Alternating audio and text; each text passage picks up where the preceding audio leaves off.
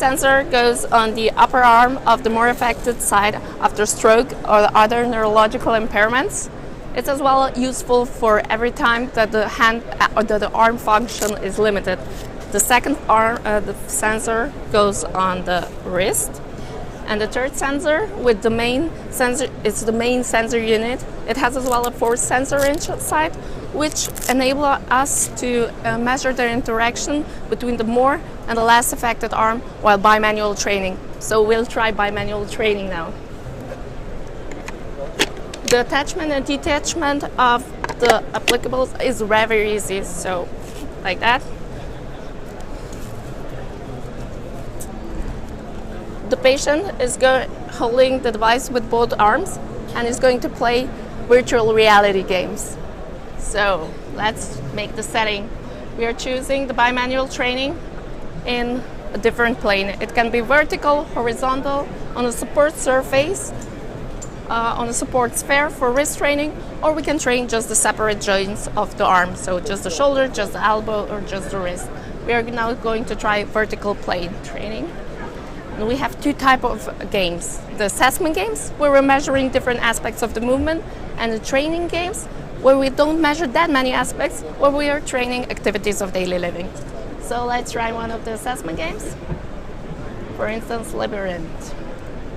Here I just go one step back, that you're not going to hit yourself, exactly like that.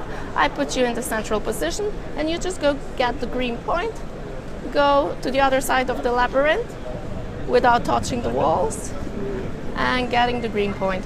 If the patient is going to do more work with the one or the other arm, there are bars. If the patient is doing more work with the affected arm, here a green bar shows. And if the patient is doing more work with the healthy arm, a red bar shows. And we can see how well the patient's doing. We are having here the real-time assessment data for performance, optimality, velocity, deviation, smoothness, support, and the moving time.